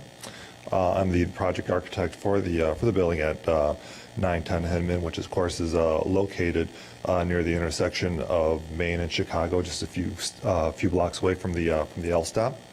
The building is being developed on a lot that is 50 foot wide by 176 feet deep, and the building has a shared easement with the the building to the south in the southwest corner of our lot. About 6 foot of that easement is on our property. The building, as stated, is a 4-story, 7 residential units. Each floor is about 3,800 square feet. We are providing the 11 parking spaces, 9 on-site, 2 off-site. Of the 9 spaces that are on-site, 3 of those parking spaces are contained within the building, and 6 parking spaces will be located at grade in an open-air carport. In developing a viable scheme for the building, a building that we feel is appropriate for the density of the block, we found it necessary to apply for several variances to accommodate the building and the parking for the building. Those original variances included, as noted before, the allowable lot coverage and the impervious surface coverage. During our first ZBA appearance, the South neighbors had concerns about our original drive aisle and the interruption of its use because it borders the existing easement. After a few meetings with the building owners, the Alderman Nguyen, and our clients, we all agreed the best solution was to provide a wider drive aisle. The drive aisle was increased from the original scheme, which was presented a few months ago, from 12 feet to 23 feet. That 23 feet includes 6 feet of the existing easement. This was done by this wider drive aisle was accommodated by moving the parking closer to the north property line and eliminating 2 of the required parking spaces. These changes, of course, would also require variances in addition to the variances to increase the lot coverage and the impervious surface lot coverage.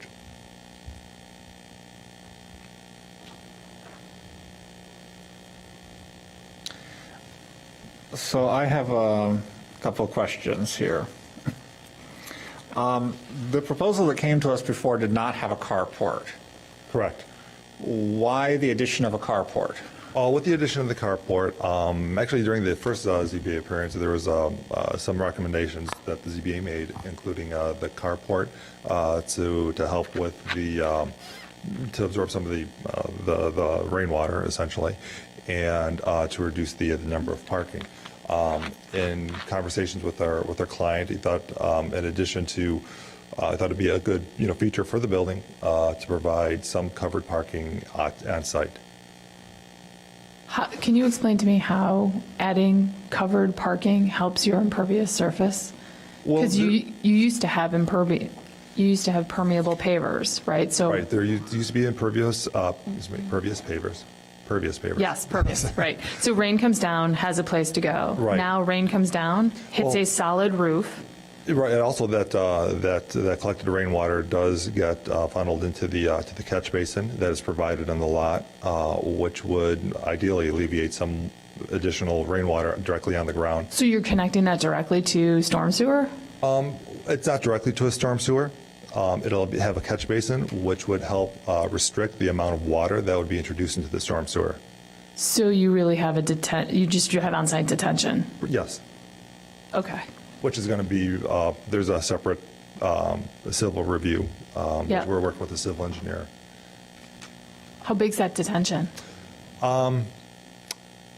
We're still in the process of working with it. I don't have the exact size. I could give you that information. I don't have the exact size. I could give you the progress drawings from the civil engineer, but off the top of my head, I don't know what it is. Okay.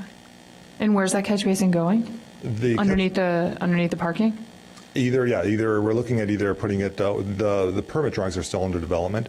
Sure. We're looking at it either in the kind of like in the parking area or toward the front yard before the sewer gets, excuse me, the rainwater gets connected into the final sewer. And I have a question, I don't know if you can answer it or if you can answer it. Before, we had a 78% impervious surface, and we've increased now to 81%, That is correct, yes. and we've lost parking spaces. That is right. That's correct. To the increase of the impervious surface was caused on the original scheme. We had a 3-foot setback along the north property. In order to accommodate a larger drive aisle to alleviate any congestion on the near the easement, we pushed the parking spaces, located the parking spaces closer to the north property line. Originally, that 3-foot buffer along the north property line was going to be a planted area. By moving the spaces closer, we lost that the planting area, so the impervious surface increased. And the second part of your question about losing the parking spaces, once again, that was one of the ways that we saw best to kind of open up that drive aisle. I know why we lost them. I was just wondering why we increased. lost parking, Right. but added impervious surface. Yeah, it was all in an effort to kind of alleviate any type of congestion between the drive aisle and the easement. I have a question. My primary concern for this project is related to the impervious surface, right? 80% is a lot. That's a lot. In an area that, in your previous testimony, right, it is called out that this has a water issue, that this area has a water problem. I know what a lot of neighbors were concerned about the water issue with having a civil engineer on board, and basically he would find the solution to prevent any spillage of water on the neighboring properties, contain it within our own property, and then provide the correct amount of retention before the water gets introduced to the sewer system. Because that would be my suggestion as well, is that you guys increase not only what's necessary for the lot, but to accommodate for that extra 45% of lot coverage, that you guys should detain that water on that site. We are. Until the sewer system can handle that. That is actually our plan, and that is one of the requirements for the civil engineering review that Evanston will provide during the permitting process. Meaning that they're gonna. I'm sorry. During the civil review for the permitting process, the reviewers will take into account the amount of impervious surface on the lot and take that into consideration when they analyze the amount of detention that we're proposing on the site. Another question. I know that you have 2 of these parking spots are deeded elsewhere. Yes. My guess is that they're over at 900 Chicago Avenue. Yes, they are.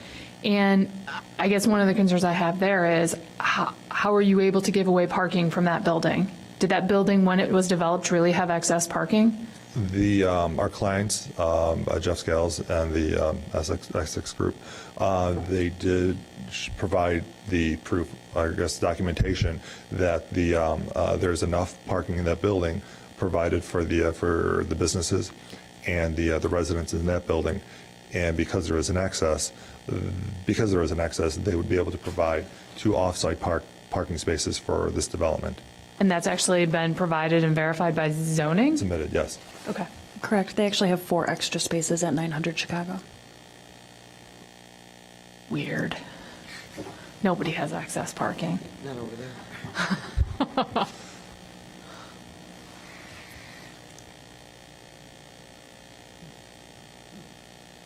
I guess one of the other questions, and you sort of raised it while we were having a little discussion earlier, has there been any look at doing any sort of green roof to help with the water? Are there any plans along that line? Has it been explored? We did discuss it briefly, but we only introduced the carport aspect of it, and we didn't want to go the route of the green roof as a kind of a decision made by the owners, general contractors, and the architects. Us. Because I've done work in that 900 Chicago building, so I know that that roof is designed as a detention for stormwater detention. So when it rains, it actually holds a fair amount of water and slowly releases it back into the system. So is that something you guys are investigating for this as well? Well, there's always a number of different ways you could retain water and provide detention on site. On a development like that where there's not much room, and I believe Right, there was no more land. Yeah, that wasn't. I mean, the roof detention wouldn't be a viable option and a costly, and also with the scale of this project, it could, ideally, it could be possible for long-term maintenance. Because of those reasons, we decided on sort of like a catch basin to detain the water and slowly, same concept, but we're just holding the water in a different location before slowly releasing it back into the sewer system.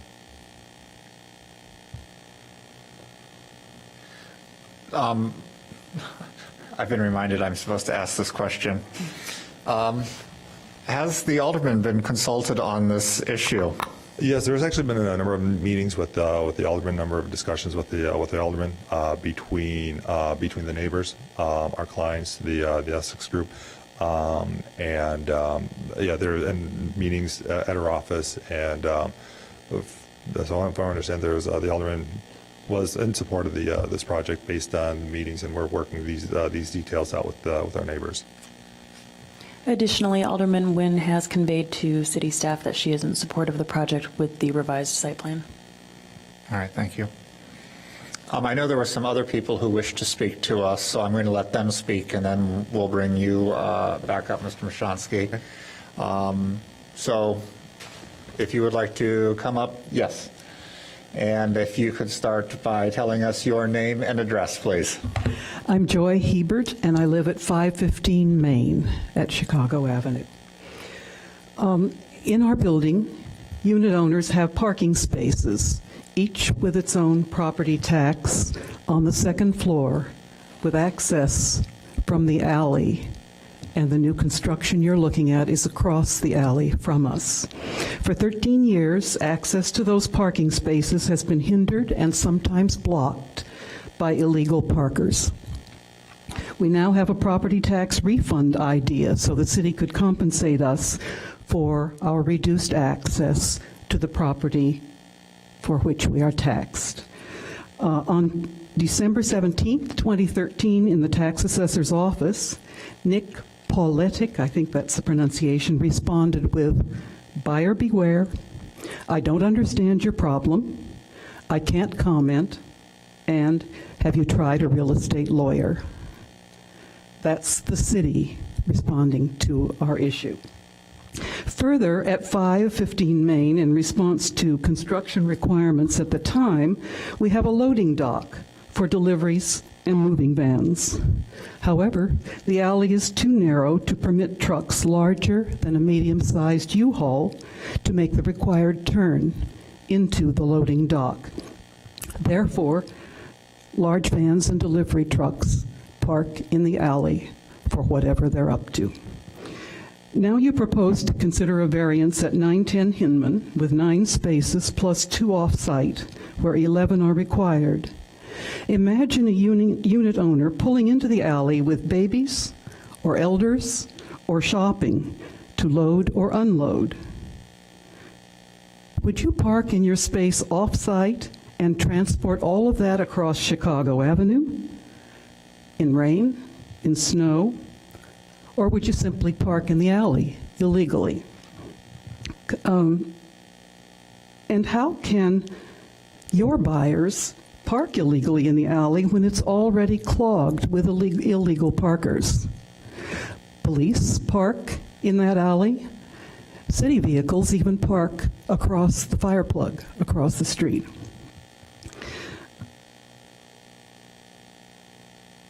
Is access to your issue, the 910 Hinman, ADA compliant?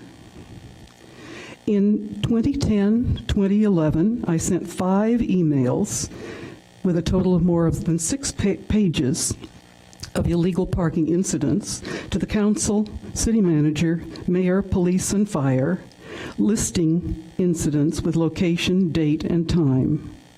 I haven't noticed any reduction in illegal parking. At that time, Starbucks was required to have a police officer on duty during the morning hours. Usually several police officers gathered inside the shop or on the sidewalk with their backs to the street, and you could check to see if any tickets were issued in those years. The police presence ended without warning or any chance for residents of the ward to know it was going to happen. For one incident, when I couldn't get my car out of the alley to Main Street, I left the car and asked a gathering of police officers on the sidewalk in front of Starbucks to take some action. Officer Service answered, "Get your car out of that alley or I'll have it towed." I wonder if I was supposed to feel bullied into submission. Further, the alley is used as a shortcut around the intersection of Main and Chicago, which adds some faster-moving traffic to this two-way alley. Come around at about 6 p.m. almost any evening and see if a 16-wheeler is parked on Main Street across the alley entrance. That has happened 3 times in the last week. So I hope you can consider how to make safe and ready passage more available in the alley whose property you're addressing. Thank you. Are there any questions for Ms. Hebert? Hebert, yeah, I'm a Yankee. I don't have questions for her, but I think she raises an interesting point about having, when parking is off-site, of actually, since the developers have extra parking in their 900 Chicago building, that put 3 spots over there and make one of these a loading zone for those 3 people. I think that's actually a really good point that she makes, is because people will have children, groceries, family members, boxes, whatever. They need a place to be able to pull in and unload that stuff before going to their parking spot. We'll discuss that when we get into discussion in a moment. I want to let the neighbors speak. Sir, you'd raised your hand. I think you're the last one.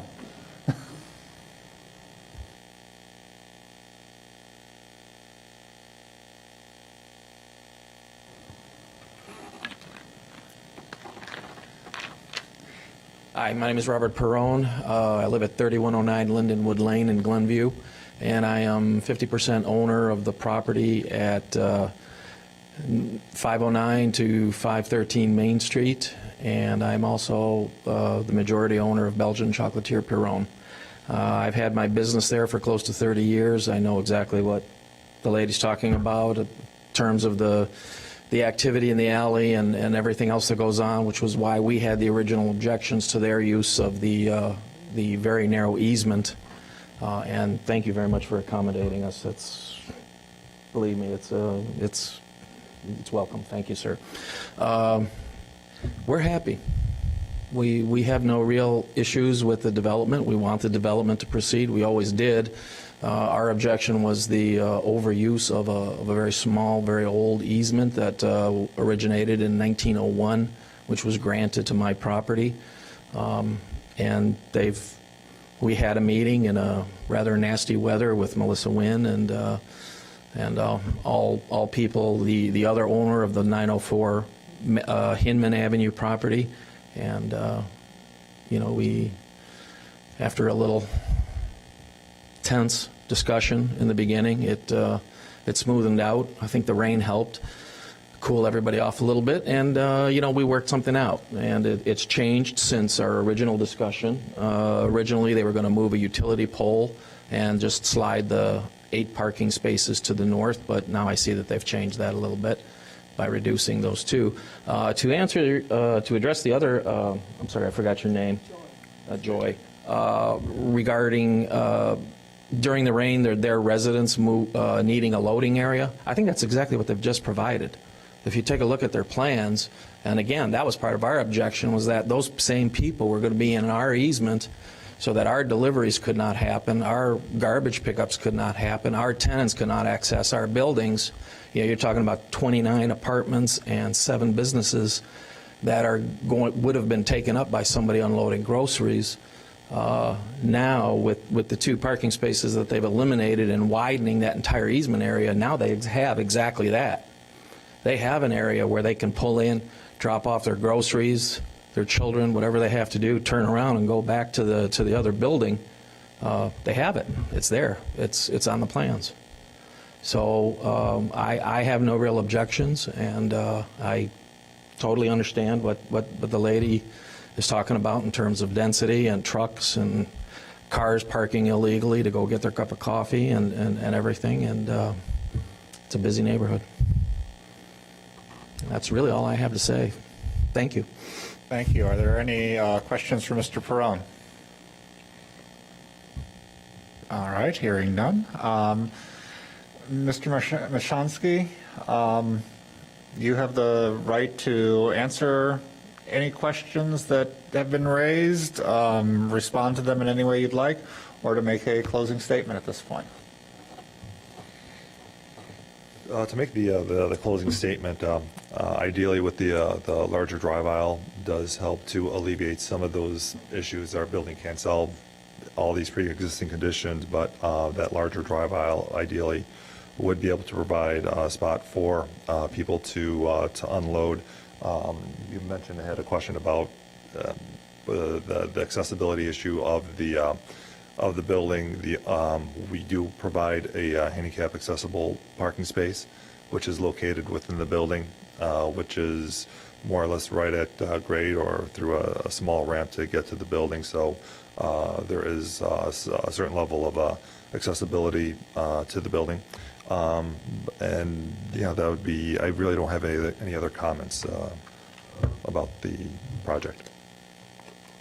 Are there any final questions for Mr. Mashansky?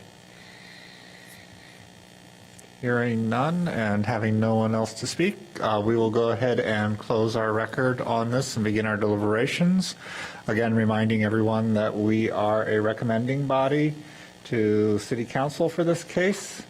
So I will ask if there are general thoughts. I know what some of them are going to be, but if everyone would please just make your thoughts known, please.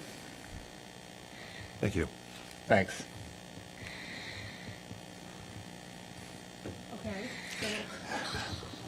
I just always wait for somebody else to go first. Sorry, I was waiting for you. So I think we need to, I understand that there'll be an engineering component that will be taken care of through the permit phase, but I think it behooves this project to make it part of the recommendation as well, that they more than compensate for the 45% lot coverage. They really need to compensate for the full 81% through on-site detention in whatever fashion they decide to do. I quite frankly really like the idea of having a dedicated loading zone. I think that makes a ton of sense.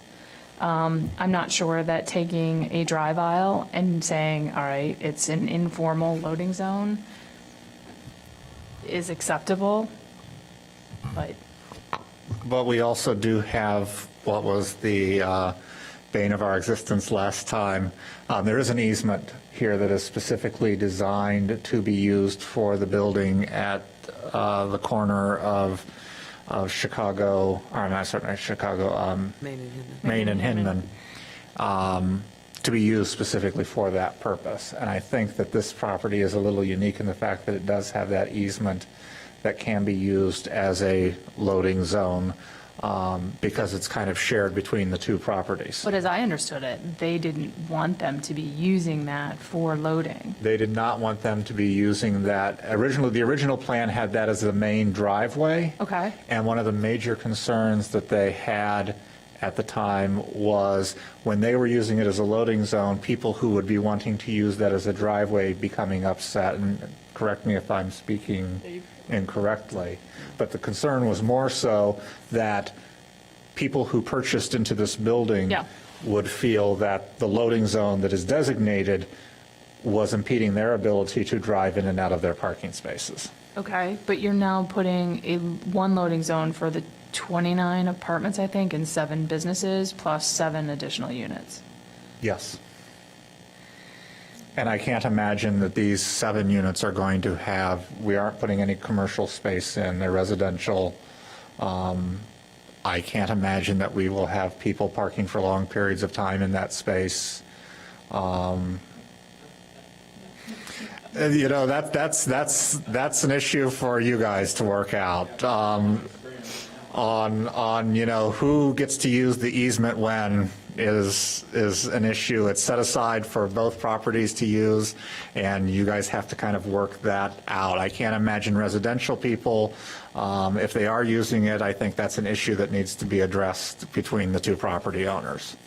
It just seems to me that we have a unique opportunity here, where we know that there is excess parking available to this building to be able to take care of a problem specifically for a building.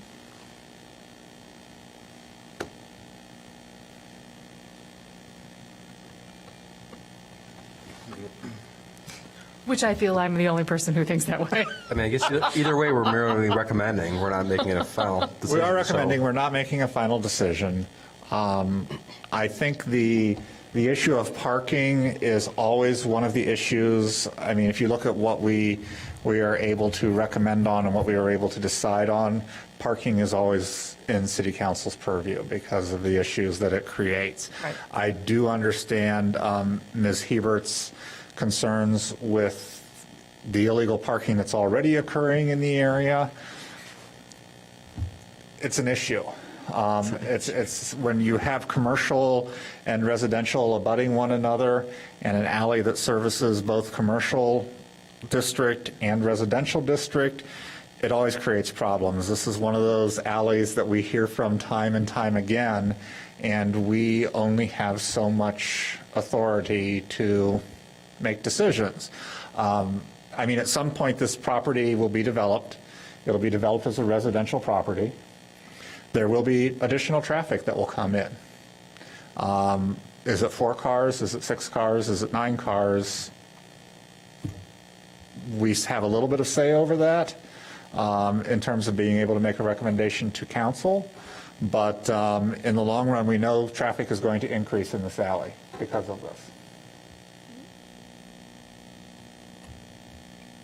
I actually agree with you, Mary Beth, that it would be a great solution to have that one loading zone. It would be great. And it is fantastical to think that they have extra parking somewhere else in that neighborhood.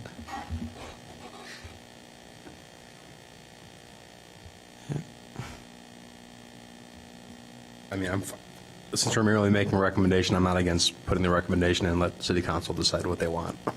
Yeah. I'm okay with the aisle working as a temporary loading zone.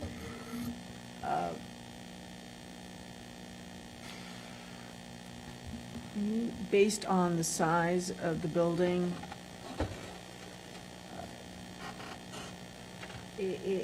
I'm not sure what their market study is showing, but it's young couples, maybe, first-time parents living there temporarily. I don't see, yes, there's probably a lot of move-ins that happen. Is this rental? Is this renter or condo? This is kind Yeah. Okay, so even less move-ins, but still turnarounds.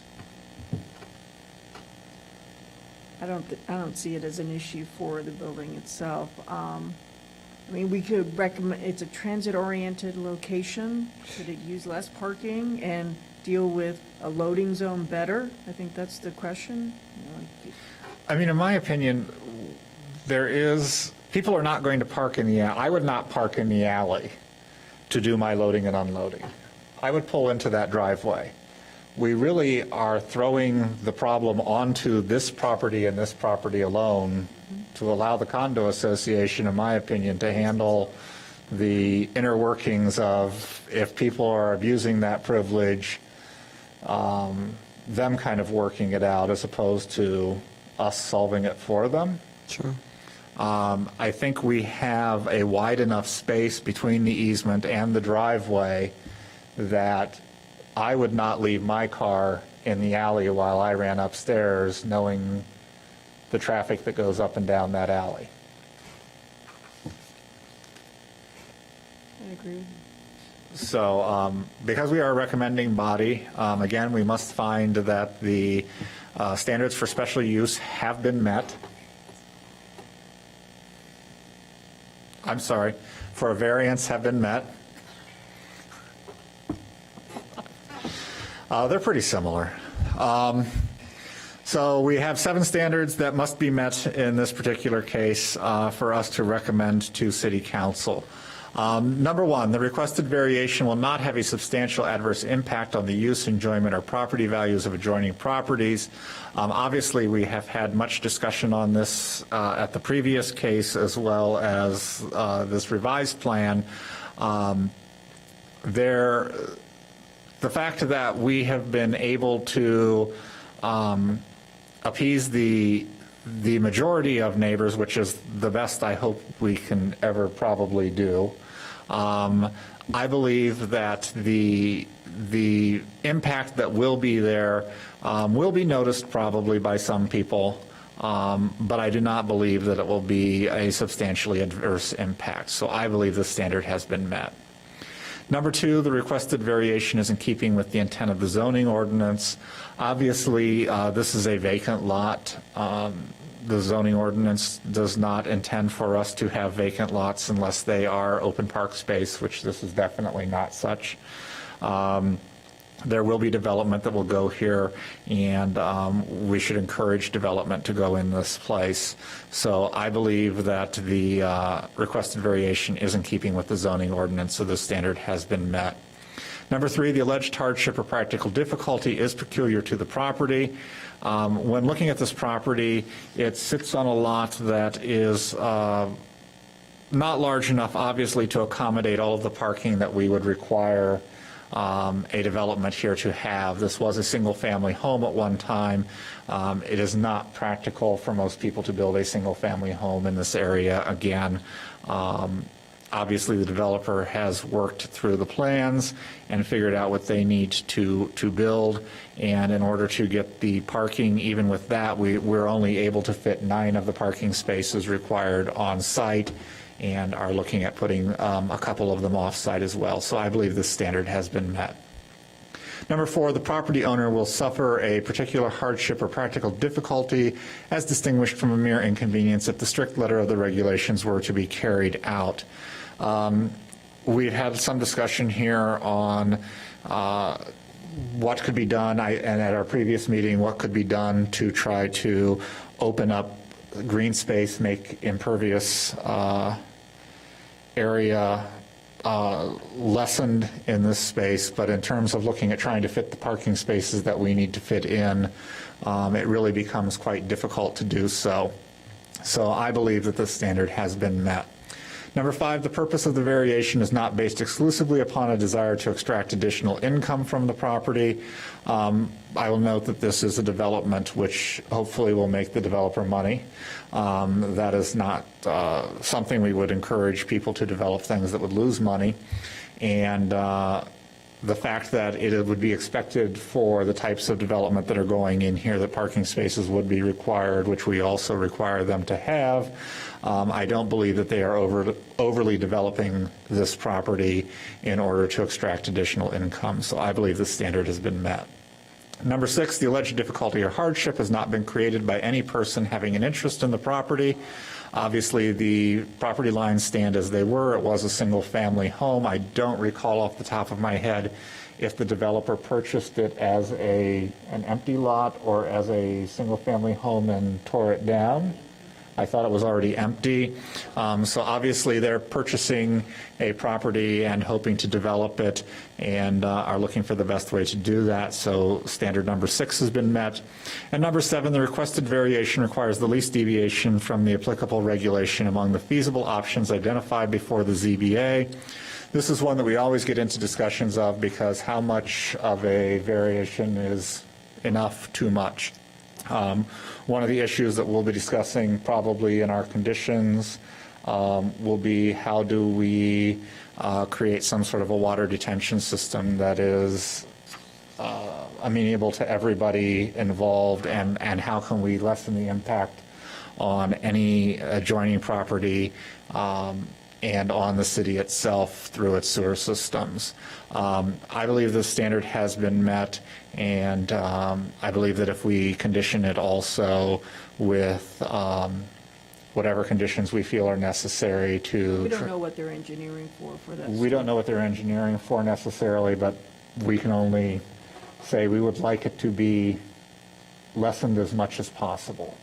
Again, we are recommending here, I feel more comfortable doing that in this particular case than in something in which we'd be a deciding body. So does everyone agree with my findings on standards? Yes. Yes. Sure. So with that, I will ask if there is a motion in regard to 910 Hinman for the requested variations, as well as whatever conditions we would want to put on in regard to water detention on site. All right. With regard to ZBA 14ZMJV-0075, 910 Hinman Avenue, in the request for exceeding the maximum lot coverage to 81% and a 0 north interior side yard, setback for a setback for a carport as requested, and a parking variance to allow 11 parking spaces with 2 off-site parking spaces be recommended to the city council with the conditions that they stipulate having the civil engineering stormwater calculations of retention require the maximum amount of retention possible. It has been moved. Is there a second? Second. It's been moved and seconded. Is there any further discussion? Hearing none. All those in favor, please say aye. Aye. Opposed? With 5 votes in favor, it will go to City Council with a recommendation for approval with the conditions that we've stated. Thank you. And that concludes the issues that we have on the agenda this evening. Are there any announcements or discussion? Just to remind ZBA members, at the last meeting, Chairman Rogers asked that everyone review the ZBA rules and submit your changes to me no later than July 18th. Thank you for the I'm going to move that to the 22nd, since I will be out of the country for the next 5 days and don't want to be looking at ZBA rules while in Montreal. Any other matters to bring to the board tonight? Hearing none, is there a motion for adjournment? Make a motion for adjournment. Seconded? Second. Moved and seconded. All in favor say aye. Aye. Aye. We stand adjourned until our meeting on August 5th.